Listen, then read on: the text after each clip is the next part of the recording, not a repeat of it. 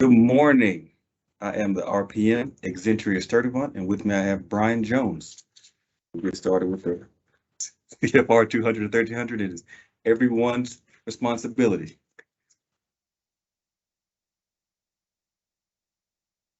We'll start with a quick snapshot of the national data. You can see that the majority of fatal crashes tend to happen in the urban areas, with 45% happening in the rural areas. Unrestrained occupant fatalities tend to go around the 43% nationally and 28% for alcohol impaired, and roughly 22% for speed related. Whereas the state of Oklahoma is somewhat reversed. So 6% of fatal crashes happen in the rural areas, with roughly 40 happening in the urban areas. And unrestrained is 54%. So it is a significant issue in the state of Oklahoma. And here is a quick overview that can be found on the Oklahoma Highway Safety Office website with the Oklahoma Daily Traffic Fatality Report, which is easily search for yourself. Next. And after, we should go ahead and pivot to Deputy Regional Administrator Brian Jones, who'll take over from here for a few slides. Good morning, everyone. The Exentrius gets to talk about the data, and then I get to talk about the fun stuff, the regulatory environment. So again, I'm Brian Jones. I'm the Deputy Regional Administrator out of the Region 6 office when it's in Fort Worth. We're the federal oversight agency, and I'm not sure what Sam might have talked about earlier, but we're the federal oversight agency that the money that comes from the federal government runs through us to the state of Oklahoma and then to the folks that receive the money. So a lot of the issues that are requirements that Sam was talking about with respect to travel and other things, many of those are kind of founded in these grant program regulatory, the regulations, both the Supercircular and the FAST Act. And I'll tell you, we'll talk about what both those things mean if you don't know. And some of these are also based in state rules and regulations. So in some respects, sometimes the Fed rules just basically refer to the state rules. So we'll talk about that a little bit as well. So let's go ahead and first talk about the FAST Act. So the FAST Act, stands for, what does the FAST Act stand for? Fixing America's Surface Transportation Act. So that's been in effect now for about a little more than 5 years. Typically, these federal authorizations last 5 years. The FAST Act has been in effect now we're going on its 7th year. We had some extensions to the FAST Act.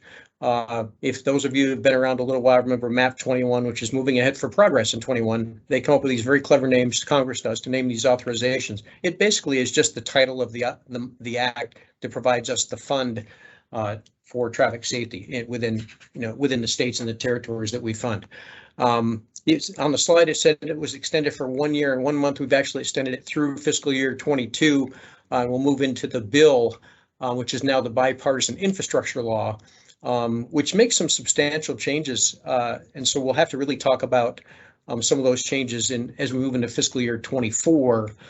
Because we move in from a 1-year HSP to a 5-year highway safety plan for the state. There will be some different allowable uses of some of the funds because that's now in rulemaking. I can't really comment on what those changes will look like, but we'll all learn that hopefully by the end of this calendar year as we move forward under the next authorization. But for now, the rules that we follow will be the FAST Act and the Supercircular. So the Supercircular is basically 23 CFR 200. 2 CFR Part 200, the Supercircular. Again, for folks that have been around a while, it's called the Supercircular because we used to have a variety of these federal circulars. There was A87, there were all these different circulars. And so if you're trying to find the regulatory requirements that really applied, sometimes you had to look in 17 or 18 different places. That's a bit of an exaggeration, but you did have to look in multiple sources. The Supercircular was intended to kind of consolidate all these different resources into one document. So it now has the administrative requirements, has the cost principles, has the audit requirements.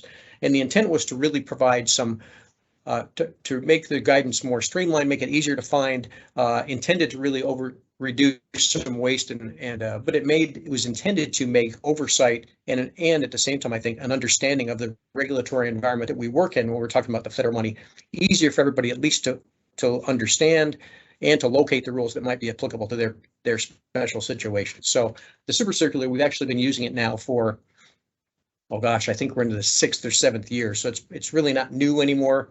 But if you're looking for some information, it's either going to be in our authorization and currently under 1300 or in the Supercircular under 200, some section or another. So Let's talk briefly then about a grant agreement. So if you're working with the Highway Safety Office, then you're probably getting a grant from them. If you're a subrecipient, we'll talk about what all these things mean in a minute. And the reason and the definitions of what you are as far as an entity is concerned is important to understand because the rules may be a little bit different. So we'll talk about that as well. So the grant agreement is basically just the legal instrument between you and the Highway Safety Office, or between us as the federal awarding agency and the state as they receive the grant funds. And in that, their grant agreement from the Oklahoma Highway Safety Office is the Highway Safety Plan, where they outline their plan for the year based on a variety of information. It's all outlined in the FAST Act authorization. So you might say, well, that's all really nice, but why do I care? How does this apply to me and how does this impact me? So it makes a difference depending on how your agency is classified or identified, maybe defined is a better word. So if you're a non-federal entity, you're a pass-through entity, a recipient, you're a subrecipient, what does it matter? Why should you care? Why is this guy talking to me? Well, it's because we want to make sure that you have a clear understanding of what your perspective or your position is with respect to the rules. So if we think about what Sam just talked about, all the different, the levels of detail they require for reimbursements, for your project agreements, many of those, again, are based in the rules and the regulations are from both the Supercircular and or the FAST Act. So what exactly am I? Well, if you're a non-federal entity, it means you're pretty much somebody other than NHTSA as your federal awarding agency, or somebody other than a federal government. So you're, as it says, you're a state, local government, Indian tribe, institution of higher education, nonprofit that carries out the federal award. So you get, if you're not a federal agency, you're a non-federal entity. That one's pretty straightforward. But are you a pass-through entity? So the state of Oklahoma, for example, receives money from NHTSA. There we go, from NHTSA. And they pass those funds through to subrecipients, typically, law enforcement agencies and others. So there are specific requirements of pass-through entities that the state has to follow as recipients of these funds. If you look under 200-331, we're not going to go into great detail on 200-331, excuse me, because it has about, 24 different sections. It's not that complicated. It's just detailed.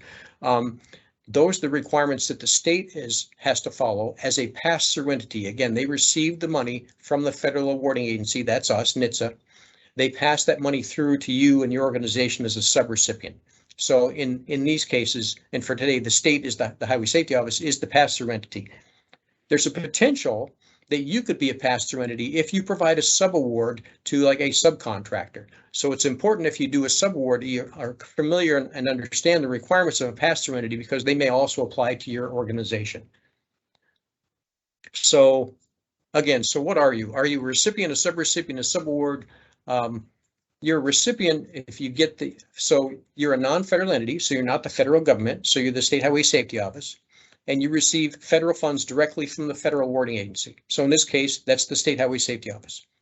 As a subrecipient, you're also a non-federal entity, so you're not the federal government or not a federal agency. You receive subaward from the pass-through entity, so you get an award from the Highway Safety Office. The subaward is how that award is defined. So again, it's pretty easy to follow the trail of breadcrumbs. You're from the federal awarding agency to the recipient, who is the state, to the subrecipient, that was typically you, and then as a result, you receive a subaward, and that's the money.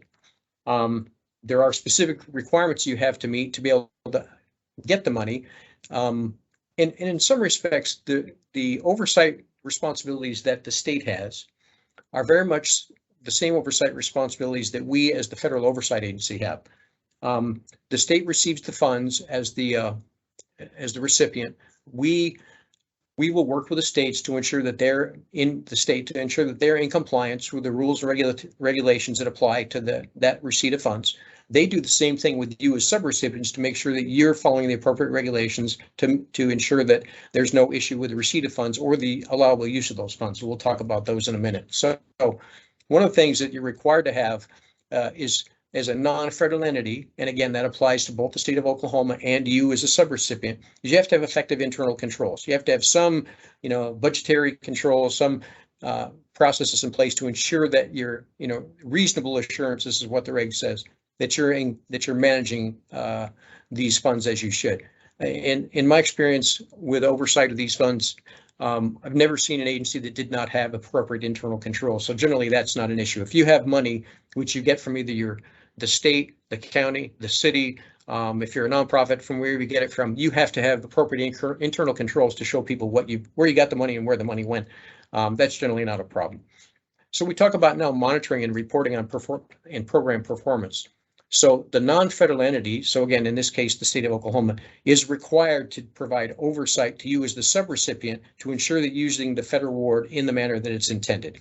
They're required to monitor your activities. They're required to ensure compliance. If you can't sleep some night, look up 200-331 and look at the requirements of a pass-through entity, and that talks about how the non-federal entity, the pass-through entity, in this case, the state, has to provide monitoring, how they have to do a risk assessment, how they have to develop a monitoring plan. All those things, the state doesn't do them because they're a good idea, even though they are. They do them because they're required to as a pass-through entity. So the folks that receive the federal money and pass it on to you, they have specific requirements to monitor the use of those funds as the pass-through entity for the state of Oklahoma. One of the things that they are required to look at is whether or not you as an organization, or sometimes you as an individual, are, allowed to receive the money. In some instances, and I can't think of I can actually, even in the state of Oklahoma, we have had instances where folks have either inappropriately used the funds, or they have obtained these funds through the State Highway Safety Office or through their organization in a manner other than what is appropriate. I'll use the F word just once, and that's fraud, where they fraudulently obtain these funds.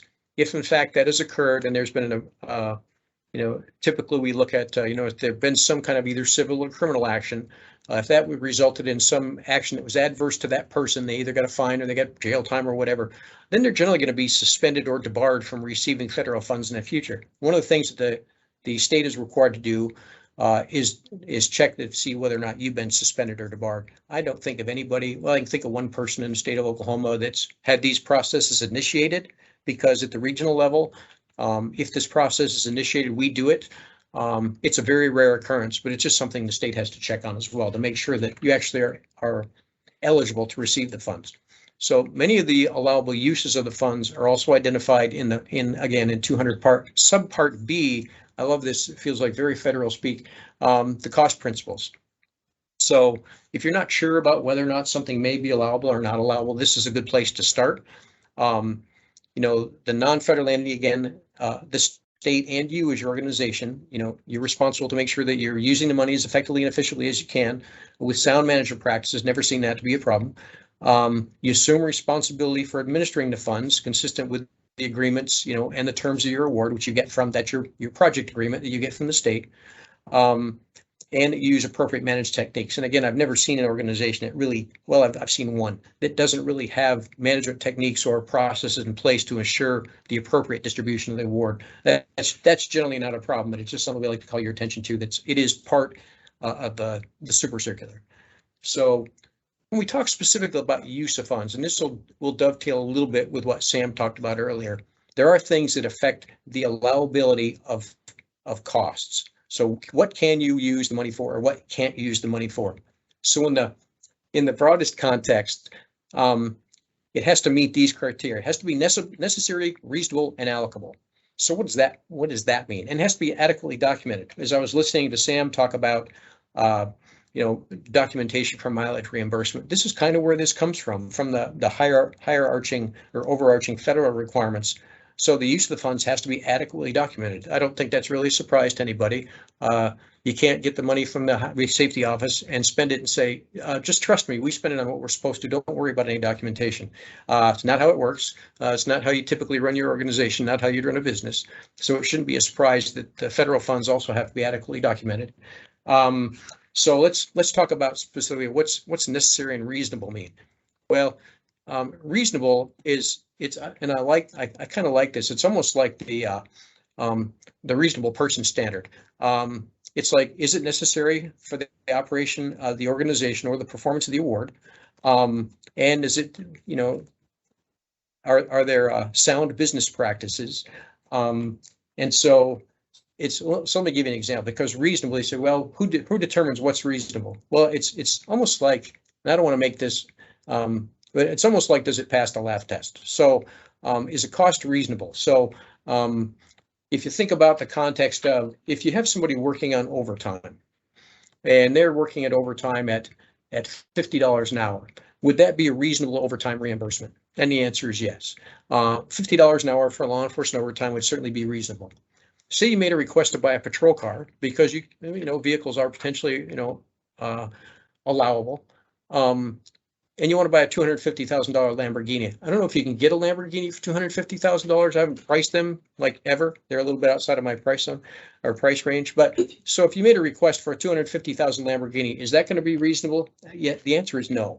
If you want to buy a diamond encrusted mouse for your computer, the answer is going to be no. Is that reasonable? No. I like the costing incurred by a prudent person in like circumstances. A used one. Now you're talking. I see that in the chat.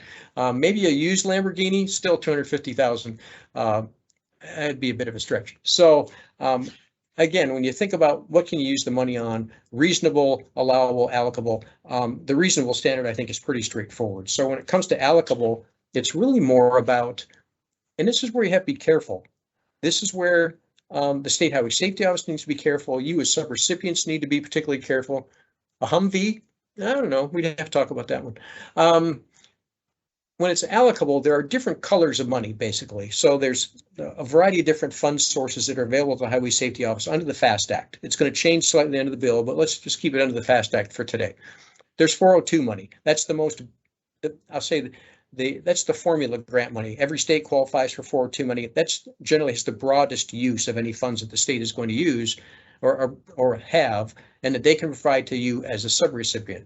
It's important that you know what the fund source is your project is funded from, because that helps determine whether or not the activities you're going to spend those funds on are allocable, one allowable, one allocable.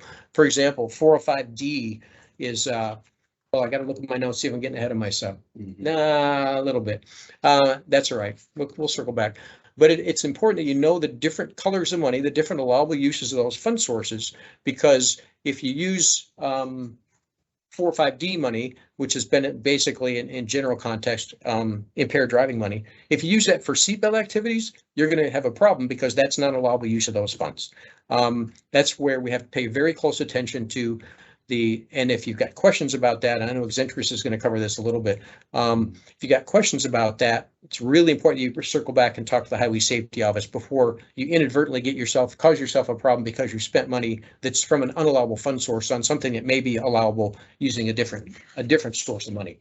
So what happens if that happens? So for example, say there was a project that used 405H money. I don't even think Oklahoma gets 405H money, but they do this year. They do this year. All right, 405H is non-motorized. It means your bicycle pedestrian fatalities make up 15% or more of your overall fatalities. So if you get 405H money, 405H is very tightly fenced. I'm not going to go into what the fences are. I'll just say it's very tightly fenced. If you spend 405H money in a way that's unallowable, then and the state is going to identify that, or we identify that in our monitoring activities that we engage in with the state. Then we might say, sorry, state of Oklahoma, we need to have that money back because it was spent in an unallowable way. That means the state of Oklahoma is going to come to you and say, hey, I'm sorry, subrecipient, we're going to need that money back because you didn't spend it in a way that's allowable. That's why it's really important, particularly when we talk about the different fund sources, that you're clear on what the allowable uses of those monies are, so you don't inadvertently create a problem for yourself, where now you've got to pay back federal money and you've got to figure out what resources you're going to utilize to do that. That's not a position anybody wants to be in. It typically happens accidentally. In rare cases, it happens intentionally, and then we get down that whole different arena. But how we do? So let's talk about, just really briefly, we'll talk about equipment. Equipment sometimes gets a lot of questions when it comes to the use of federal funds. The definitions you can read there, tangible personal property, IT systems, generally with a useful life of 1 year or more than $5,000, requires then not only Highway Safety Office approval if you want to buy a vehicle, for example, requires more than just Highway Safety Office approval. It requires NHTSA approval. It requires approval from the federal awarding agency. So if you have a large piece of equipment that you need to support your project, it's important that before you purchase it, you actually get the appropriate authorizations to do that. And those I'm anticipating are spelled out in your project agreements or have been covered in other parts of this training. And again, that's rarely an issue, but it's just important that folks are aware of it so that they don't inadvertently step into something, buy a piece of equipment.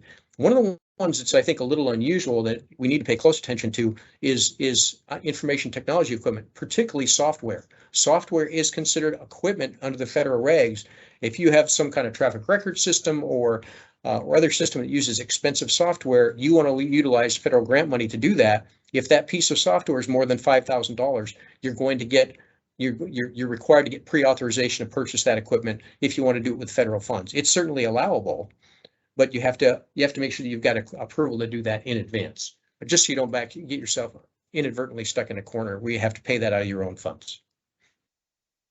So some things to ask yourself about the equipment, because what we'll look at and what the state would look at from a monitoring standpoint is if you have equipment in your budget and you've done the entire fiscal year or nearly the entire fiscal year without the equipment, and you're in the month of September, for example, the last month of the fiscal year, and now you want to buy the equipment, the state is going to ask you, and we're going to ask the state, well, if the equipment was that important to the project, why did they not buy it until the last month of the fiscal year? It looks like maybe they didn't really need the equipment. So we're going to ask those kind of questions. Is the equipment really integral to what you need to do to complete the project, to really reach the outcome measures that you need to perform the activities under that project? And it has to be used for its authorized purposes. You can't buy a computer is the easiest example. You can't buy a computer, shouldn't buy a computer with federal grant funds for traffic safety purposes and use it for general administration within your organization. It has to be used for the purpose for which it was intended. Those are the things that sometimes will get folks jammed up with equipment. One, make sure it's integral to your project. Two, make sure it's if it's going to be more than $5,000, you get appropriate authorization to do that. And three is make sure you use it for the purpose that it was intended.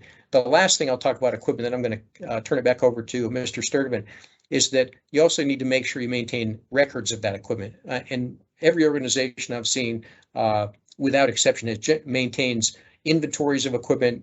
Under the federal reg, it has to be inventory at least once every 2 years. Many organizations have more stringent requirements on that. Generally, for the equipment inventories, it falls back to the state rules as well. But here's the general requirements from equipment that you purchase with federal grant funds. You've got to maintain records. You've got to do an inventory at least every couple of years. You have to have appropriate controls to make sure that it doesn't get lost. If somebody doesn't end up purchasing a laptop for traffic safety purposes and it gets used for their children's homework for 2 years and we never see it again. Equipment is one of those things that is generally scrutinized fairly closely because it's easy for misuse and easy for abuse. And I'm not saying that you folks have done that or would do that. It's just one of those areas of risk that's one of the reasons it's a little more tightly looked at. I'm reading that information in check. It needs to be purchased as soon as possible. Yes, that's always good advice. Yeah, either the first month or two of the grant is when we would typically expect to see equipment purchased. Because if it's integral to the use, for that project, then it's really make sure seems to make sense that it'd be important you get it as soon in that project period as you can. With that, I am going to turn this back over to Mr. Sturdivant to bring us home here. Thank you, sir. I'm going to discuss the 23 C.F.R. 1300 FAST Act. Okay, so essentially we'll discuss the funds that Oklahoma qualifies for, and this includes 402, 405B, C, D, F, and even those left off the list, H. 402 funds are provided with approval of the HFP, but 405 funds require certain stringent requirements to be met in some circumstances. So again, as Brian stated, 402 funds are the most flexible and the funds I'm sure the Oklahoma Highway Safety Office kind of wishes all their funds were. However, these funds must still be in compliance with Subpart E and are subject to match and share to local. Next is the 405B allowable use of funds. These are the occupant protection grants. Occupant protection grants can be used to support high visibility enforcement mobilizations, including paid media that emphasize publicity to the program, and law enforcement. Also used to train occupant protection safety professionals, police officers, fire emergency medical personnel, educators, and parents concerning all aspects of the use of child restraints and occupant protection. Also to educate the public concerning proper use and installation of child restraints, to provide community child passenger safety services, including programs about proper seating positions for children and how to reduce the improper use of child restraints. Also to purchase and distribute child restraints to low-income families, provided that not more than 5% of the funds received in a fiscal year are used for such purpose. 405C, allowable use of funds. State Traffic Safety Information System Improvement Grants. A state may use grant funds awarded under 23 USC 405C to make quantifiable, measurable progress improvements in the accuracy, completeness, timeliness, uniformity, accessibility, or integration of data in a core highway safety database. And sometimes this kind of confuses people and they get a little hung up on it. So if you have any doubt, contact your highway safety office. 405D, impaired driving countermeasures grants. Eligible uses: high visibility enforcement efforts, hiring a full-time or part-time impaired driving coordinator of the state's activities to address the enforcement and adjudication of laws regarding driving while impaired by alcohol, drug, or the combination of alcohol and drugs. Support of high visibility enforcement efforts, training and education of criminal justice professionals, including law enforcement, prosecutors, judges, and probation officers to assist such professionals in handling impaired driving cases, hiring traffic safety resource prosecutors, hiring judicial outreach liaisons, and establishing driving while intoxicated courts, alcohol ignition interlock programs, improving blood alcohol concentration testing and reporting, and paid and earned media in support of high visibility enforcement of impaired driving laws. Special rule mid-range states. Yes, Oklahoma is a mid-range state. A mid-range state means a state that has an average impaired driving fatality rate that is higher than 0.30 and lower than 0.60. This qualifies for grant funds as a mid-range state that may elect to use these funds awarded under 405D for programs designed to reduce impaired driving based on problem identification in accordance with the 1311, provided the state receives advance approval from NHTSA.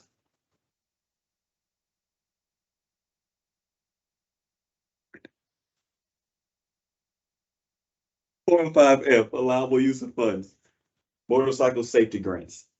Use of grant funds, and the eligible uses are improvements to motorcycle safety training curriculum, improvements in program delivery of motorcycle training to both urban and rural areas, including procurement or repair of practice motorcycles, instructional materials, mobile training units, leasing or purchasing facilities for closing enforcement for skill training. Also, measures designed to increase the recruitment or retention of motorcyclists, safety training instructors, or public awareness, public safety announcements, and other outreach programs to enhance driver safety awareness of motorcycles, including share the road safety messages developed using share the road model language available on NHTSA's website at, you see the website. What is it? Let's see if I can squeeze it 405H. 405H? 405H. Oh, you want to do 405H? I agree, yeah. So 405H, which is, oh, he's got it. Never mind. Go ahead. 405H will be the pedestrian and bicycle safety. Essentially, the state would have to have more than 50, the state's pedestrian bicyclist fatalities exceed 15% of the state's total annual crash fatalities, based on the most recent calendar year. These use of funds include training of law enforcement officials on state laws applicable to pedestrian safety and bicycle safety, enforcement, mobilizations, and campaigns designed to enforce state traffic laws applicable to pedestrian and bicyclist safety, or public education and awareness programs designed to inform motorists, pedestrians, and bicyclists of state traffic laws applicable to pedestrian and bicycle safety. I like the chat. When in doubt, ask your highway safety program manager, highway safety office program manager. So one final thought. This is Brian Jones again. One final thought. A lot of what we talked about was clearly very regulatory heavy. It's important that within your own organizations and within the Oklahoma Highway Safety Office, they have good policies and procedures to follow these regs. They have a good understanding of what the regs are. Their staff understands the allowable, unallowable uses of these monies and all the other associated things that go along with receiving and distributing federal traffic safety grant funds. So it's important stuff, but it's not the main thing. If your organization and if the Oklahoma Highway Safety Office didn't have these processes and policies and procedures, if they didn't do them well, then they'd have to focus a lot of their time on making sure that they did. They'd have to make sure they're training their folks. All that takes away from the activities, and it's what you folks do and what they do, the activities that actually do what we're all trying to collectively accomplish, and that's reduce the numbers of people that are being injured and killed on the highways of Oklahoma. It's important that we pay attention to the regulatory side. It's important that we use the money in a way that's appropriate. We don't always like how some of the monies are fenced. You probably don't like it. The Highway Safety Office probably doesn't like it. We don't like it. But at the end of the day, that's the rules that we have to live with. But once we understand and are able to apply those rules consistently, and we have those processes in place, then it allows us more time to really do the programmatic work to reduce these crashes and injuries. That's why this last slide is on here, because I just think it's important that, and we're going to talk a lot about, and you're going to continue to hear a lot about, to make sure that we do everything in accordance with the regs, in accordance with our implementing regulations. Uh-oh, I'm getting the break sign. Can I keep talking? Jacqueline? I got like 30 more seconds. Thank you. That we don't lose track of why we do this work. And the more that you're well-versed in the administrative side of the shop, of the work that we do, then you can spend more time in the programmatic shop. You'll see that for the first half of 2021 compared to 2022 compared to the first half of 2021, Oklahoma's had almost an 18% reduction in fatalities. That's really good news. But let me tell you the rest of the story. In 2021, we had an 18% increase over 2020. In 2020, we had a similar increase over 2019. For the last 2 years, particularly, the numbers have been going horribly in the wrong direction. And as a region, so in Region 6, we have the states of New Mexico, Oklahoma, Texas, Louisiana, Mississippi, and the BIA. In Region 6 for this first 6 months of this year, and these figures just came out about 2 weeks ago, we're at about a 1% reduction of where we were in 2021. Nationally, we're at about a 5% reduction where we were over 2021. So at